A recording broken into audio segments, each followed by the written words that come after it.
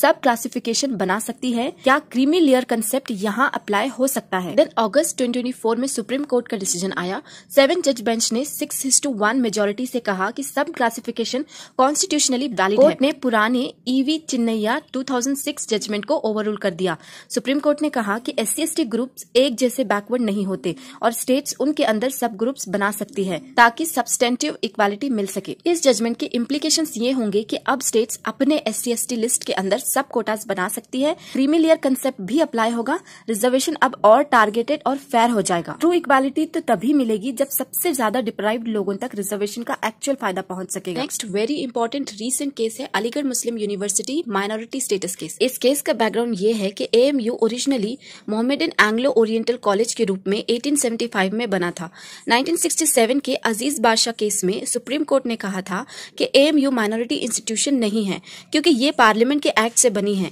2024 में 7 जज बेंच ने इस प्रेसिडेंट को रिव्यू किया। इसमें क्वेश्चन ये अराइज होता है कि क्या कोई इंस्टीट्यूशन जो एक्ट ऑफ पार्लियामेंट से बना हो वो आर्टिकल 30 के अंडर माइनॉरिटी स्टेटस क्लेम कर सकता है या नहीं। सुप्रीम कोर्ट का डिसीजन ये आया। 4:3 मेजोरिटी से कोर्ट ने कहा कि हाँ, अगर इंस्टीट्यूशन माइनॉरिटी कम्युनिटी के फाउंडर्स ने स्टैब्लिश किया है और उसका कैरेक्टर माइनॉरिटी बेस्ड है तो वो माइनॉरिटी इंस्टीट्यूशन बन सकता है, चाहे वो पार्लियामेंट के एक्ट से ही क्यों ना बना हो। कोर्ट ने 1967 का अजीज बादशाह डिसीजन ओवररूल कर दिया। इस केस का असर ये होगा कि AMU और ऐसे दूसरे इंस्टीट्यूशंस अपना माइनॉरिटी स्टेटस क्लेम कर सकते हैं। फ्यूचर में माइनॉरिटी इंस्टीट्यूशन के गवर्नेंस और रेगुलेशन पर मेजर इम्पैक्ट पड़ेगा। माइनॉरिटी राइट्स का स्कोप ब्रॉडन हो गया है। अब स्टैट्यूट क्रिएटेड इंस्टीट्यूशंस भी माइनॉरिटी स्टेटस रख सकते हैं अगर उनका ओरिजिन और कैरेक्टर माइनॉरिटी बेस्ड हुआ हो। नेक्स्ट रीसेंट केस रिलेटेड है आर्बिट्रल अवार्ड से।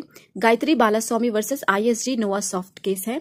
इस केस का बैकग्राउंड ये था कि ये case arbitration and conciliation act 1996 के सेक्शन 34 और 37 के इंटरप्रिटेशन से रिलेटेड था।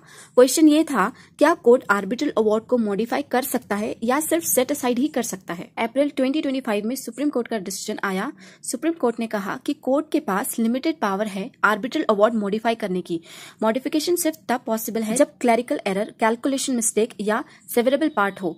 फुल मैरिट्स रिव्यू अलाउड नहीं है। इस डिसीजन का असर ये हुआ कि आर्बिट्रेशन के केसेस में मोर क्लैरिटी आई। इंडिया और ज्यादा आर्बिट्रेशन फ्रेंडली जुरिस्डिक्शन बनेगा।